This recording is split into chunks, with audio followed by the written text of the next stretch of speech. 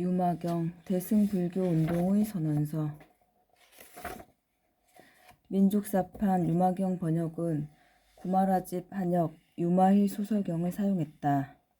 제1장 불국품 부처님의 나라. 이와 같은 사실들을 저는 들었습니다. 어느 날 부처님께서는 비아리성의 암라나무 동산에서 큰 비구스님 8,000명과 보살 32,000명과 함께 계셨다. 그들은 많은 사람들에게 널리 알려진 이들이었으며 큰 지혜의 근본 수행을 모두 다 성취하였으니 이것은 모든 부처님의 위신력으로 이루어진 것이었다. 그들은 불법의 성곽을 보호하기 위하여 정법을 받아 지녔으며 능히 사자와 같은 음성으로 불법을 설하여 그 이름이 두루 시방에 알려졌으며 여러 사람이 청하지 않더라도 벗이 되어 그들을 편안하게 해주었다. 삼보의 전통을 계승하여 끊어지지 않도록 하였으며 마귀와 미워하고 질투하는 이들을 항복받았으며 모든 외도를 제압하였다. 또 그들은 모든 면이 청정해서 마음을 어둡게 하는 번뇌와 사람을 속박하는 번뇌를 영원히 떠났으며 마음은 항상 걸림이 없는 해탈의 경지에 편안히 머물면서 바른 기억과 바른 선정과 바른 선한 이를 모두 가지는 것과 변제가 끊어지지 않게 하였다. 또 보시, 지계, 인욕, 정진, 선정, 지혜와 방편과 힘이 모두 다 갖추어져 얻을 것이 없는 데까지 이르렀다. 참다운 깨달음을 얻은 편안한 마음에서 일어나지 않고 능히 중생을 수순에서 물러서지 않게 하는 법륜을 굴렸다. 여러 가지 가르침의 특질들을 잘 알고 중생의 근기를 잘 알았고 모든 대중의 으뜸이 되어 두려워할 것이 전혀 없었다. 공덕과 지혜로서 그 마음을 닫고 잘생긴 모습으로 몸을 장엄하여 그 얼굴, 그 모습은 제일이어서 세간의 화장과 꾸미는 것들은 모두 버렸다. 고명한 이름은 높고 높아 멀리까지 들려 저 수미산을 넘어갔고 깊은 믿음은 견고해서 마치 금강과 같았다. 가르침의 보물로 널리 비추고 감로의 법문으로 비를 내리어 많고 많은 말 중에 제일 미묘하였다. 연기의 이치에 깊이 들어가서 모든 삿된 견해를 다 끊고 있음과 없음의 두 가지 치우친 곳에 더 이상의 다른 물듦이 없었다. 법을 설하는데 두려움이 없는 것은 마치 사자와 같았고 법을 강설하는 바는 마치 우레와 같아서 한량이 없으며 이미 그 양을 초과하였다. 여러 가지 법의 보물을 모으는 것은 마치 바다를 항해하는 훌륭한 선장과 같았고 모든 법의 깊고 오묘한 뜻을 잘 통달하여 중생이 가고 오고 나아가는 곳과 마음의 흘러가는 바를 잘 알았다. 누구와도 대등함이 없는 부처님의 자제한 지혜를 10가지 힘과 두려움 없음과 18가지 특별한 법에 가까이 하였다. 일체의 모든 악한 갈래의 문을 다 막아버렸으나 5갈래의 길에 태어나서 그 몸을 나타내었다. 큰 의사가 되어 온갖 병을 잘 치료하는데 병을 맞추어 약을 주어 잘 복용하도록 하였고 한량없는 공덕을 다 성취했고 한량없는 국토를 다 청정하게 장엄했다. 보고 듣는 사람들은 다 이익을 얻고 모든 하는 일들은 또한 헛되지 않아 이와 같은 일체 공덕을 모두 구족하였다.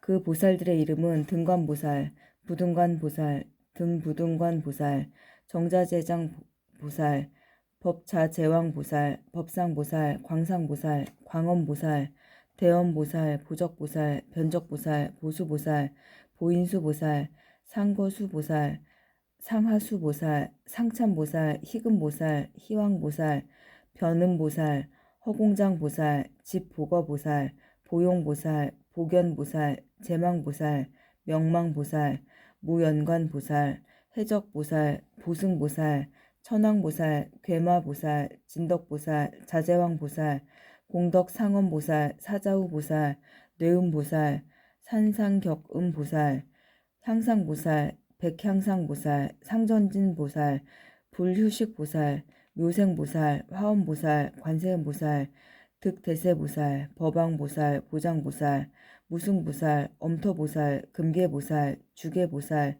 미륵보살, 문수사리 법왕자보살 등 32,000 사람이었다. 또 시기범천왕과 같은 만여 명의 범천왕들이 사천하로부터 부처님의 처소로 와서 법을 들었다. 또 1만 2천 명이나 되는 하늘의 제왕들이 역시 사천하로부터 법회에 와서 앉아 있었고, 그리고 또 대위력 천왕과 용과 신과 야차와 건달바와 아수라와 가루라와 긴나라와 마우라가 등과 여러 비구 비구니 우바세 우바이들도 함께 법회에 와 있었다. 그때 부처님께서 한량없는 백천 대중과 더불어 공경을 받으며 둘러싸여서 그들을 위하여 법을 설하시니 마치 수미산이 큰 바다에 우뚝하게 드러난 것과 같았다. 온갖 여러 가지 보배로 꾸며진 사자자에 편안히 앉아 계시니 일체 모든 대중을 다 가려버렸다. 그때에 비아리성에 장자의 아들이 있었으니 이름이 보적이었다. 그는 500명의 장자 아들들과 함께 칠보로 된 일산을 가지고 부처님의 처소에 나아가서 머리를 부처님의 발에 대고 예배하였다. 그리고 따로따로 가지고 온 일산으로 다같이 부처님께 공양하였다. 부처님 위신력으로 여러 개의 보배 일산이 합하여 하나가 되어 삼천대천 세계를 두루 덮으니 이 세계의 넓은 형상이 모두 그 가운데 다 나타났다.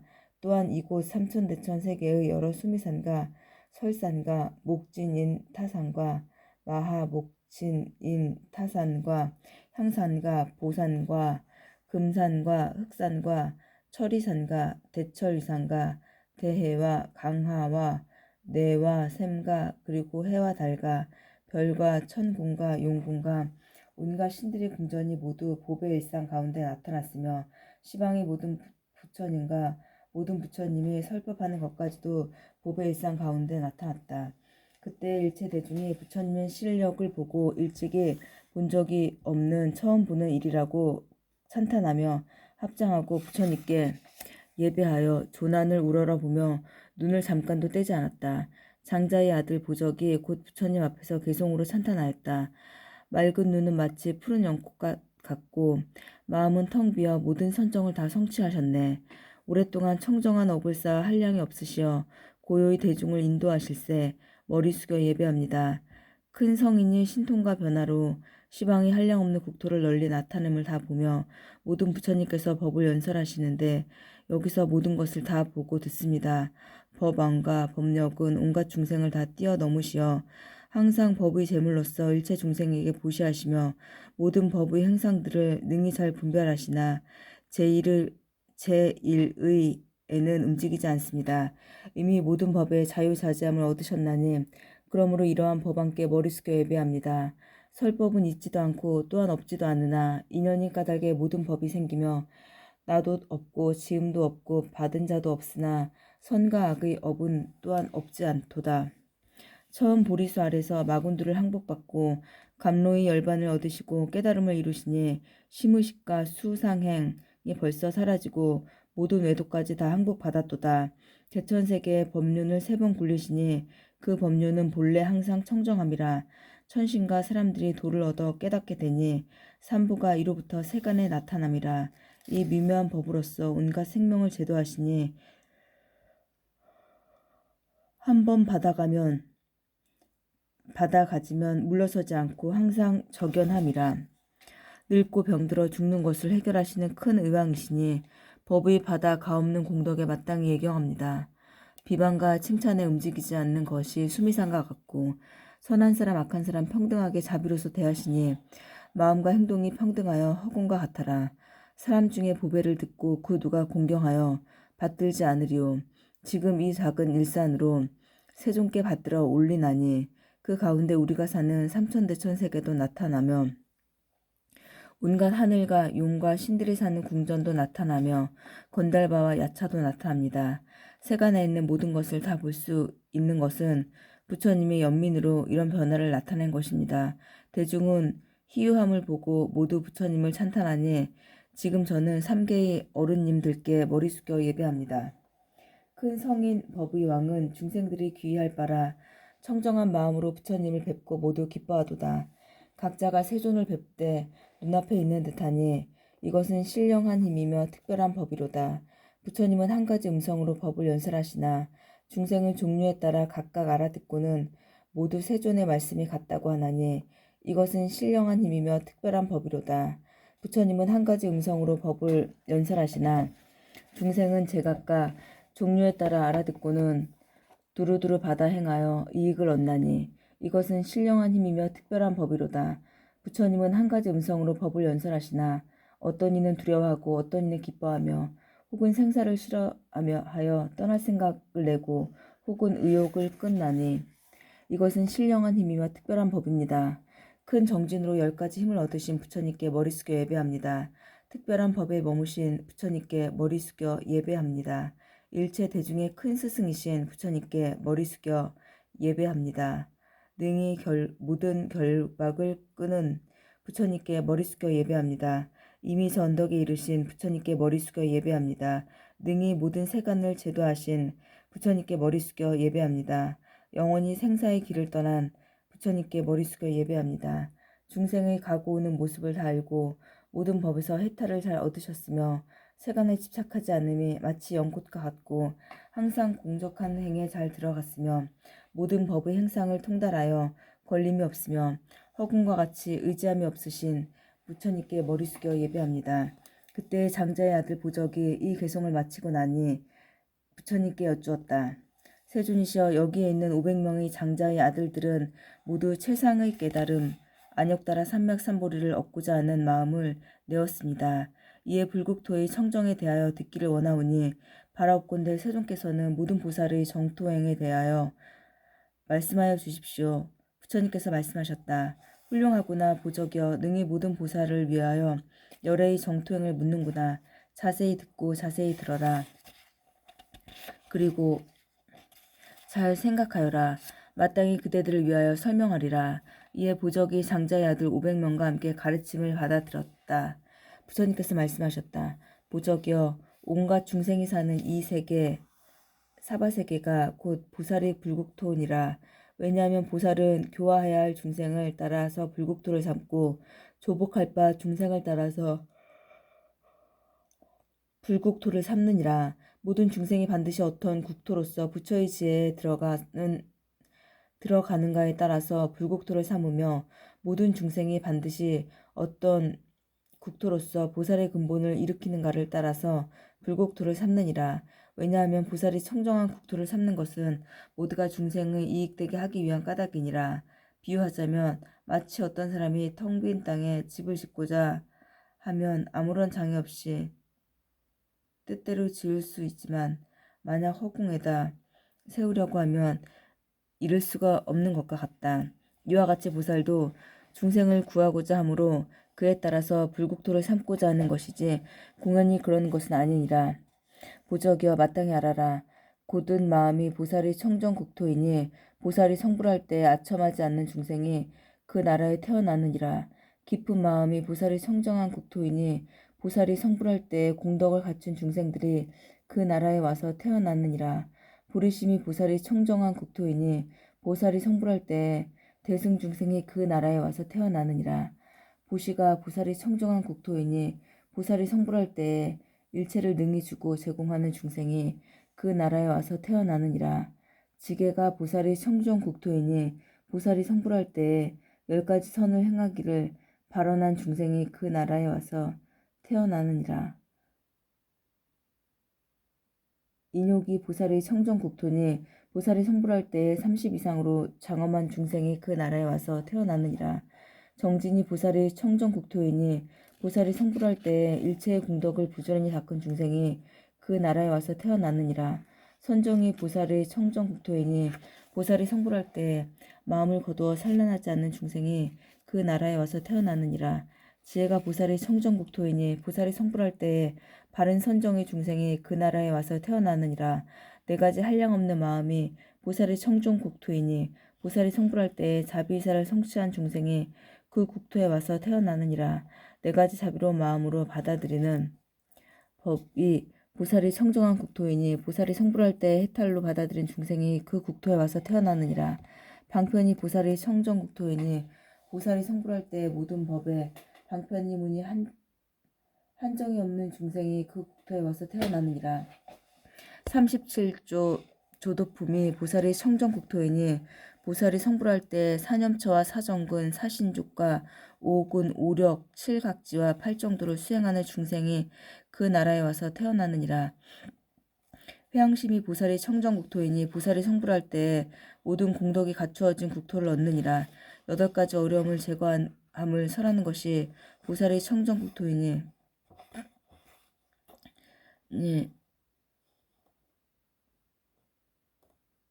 보살이 성불할 때 그 국토에는 사막과 판란이 없느니라. 스스로 계행을 지키고 다른 사람이 파괴함을 나무라지 않는 것이 보살이 청정국토이니 보살이 성불할 때 그 국토에는 금괴를 범했다는 이름이 없느니라. 십선이 보살이 청정국토이니 보살이 성불할 때 목숨이 중간에 유절하지 않고 크게 부유하여 청정한 행을 갖추고 말이 진실하여 항상 부드럽게 말하고 권속도를 이별하지 않고 다툴 일이 없이 화합하여 말을 하면 반드시 이익이 되게 하여 시기하거나 성내지 않는 바른 견해를 가진 중생이 그 국토에 와서 태어나느니라. 이와 같느니라. 보적이여, 보살이 곧은 마음을 따라서 곧 능히 행동을 옮기고 행동에 따라서 곧 깊은 마음을 심고 깊은 마음에 따라서 곧 생각이 조복되고 그 조복됨을 따라 곧 말한 대로 행동하며 말한 대로 행동함을 따라 곧 능히 회양하고 그 회양을 따라서 곧 방편이 있게 되고 그 방편을 따라 곧 중생을 성취하느니라. 또 중생을 성취함에 따라서 곧 불국토가 청정하며 불국토가 청정함에 따라서 곧 설법이 청정하고 설법이 청정함에 따라서 곧 지혜가 청정하고 지혜가 청정함에 따라서 곧 그 마음이 청정하고 그 마음이 청정함을 따라서 곧 일체 공덕이 청정하느니라. 그러므로 보덕이여, 만약 보살이 청정한 국토를 얻고자 한다면 마땅히 그 마음을 청정하게 해야 하나니 그 마음이 청정함에 따라서 곧 불국토가 청정하여지느니라. 그리고 사리부리 부처님의 미신력을 받들어 이러한 생각을 하였다. 만약 보살이 마음이 청정하면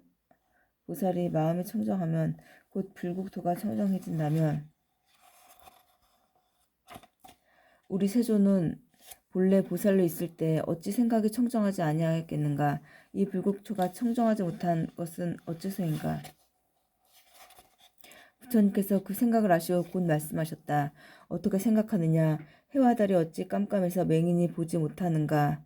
사리불이 대답했다. 아닙니다, 세존이시여. 그것은 맹인의 허물이지 해와 달의 허물이 아닙니다. 사리불이여, 중생의 허물로 열애의 국토가 청정하게 장엄한 것을 보지 못할지언정 열애인 허물은 아니니라.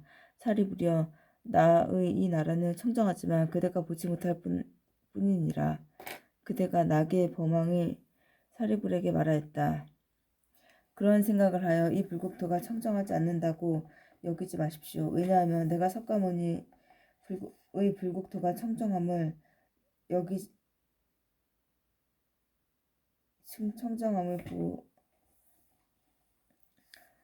보기를 비유하자면 자재천군과 같이 봅니다. 사리불이 말했다. 내가 이 국토를 보니 언덕과 구름과 가시덤불과 모래와 자갈과 흙과 돌과 여러 산과 더러운 것이 가득합니다. 낙의 법왕이 말했다. 그대는 마음에 높고 낮음이 있기 때문이고 또 부처님의 지혜를 의지하지 않기 때문에 이 국토를 구정하게 볼 뿐이다. 사리부려, 보살은 일체 중생에게 모두 다 평등하며 깊은 마음이 청정하고 부처님의 지혜를 의지하여 능히 불국토를 청정하게 보는 것입니다. 이에 부처님께서 발가락으로 땅을 누르시니 곧바로 삼천대천 세계가 100,000가지 보물로 장엄되었다. 비유하면 보장엄 부처님의 한량없는 공덕으로 보배로 장엄된 국토와 같았다. 일체 대중이 일찍이 없었던 일이라고 찬탄하며 모두 저절로 보배 연꽃에 앉아있는 것을 보았다. 부처님께서 사리부리에게 말씀하셨다. 그대는 불국토가 아름답게 장엄된 것을 보는가? 사리부리 말하였다. 이에 세존이시여, 본래는 보지 못하던 것이며 듣지 못하던 것인데 지금의 불국토는 아름다운 모습이 다 나타났습니다. 부처님께서 사리불에게 말씀하셨다. 나의 불국토는 항상 이와 같이 청정하지만 이곳의 하율한 사람들을 제도하기 위하여 온갖 나쁘고 더러운 국토를 보였을 뿐이다. 왜냐하면 여러 천신들은 다같이 보배로 그럴 땐 옷에 궁양하지만 그들의 복덕을 따라서 법의 색깔이 다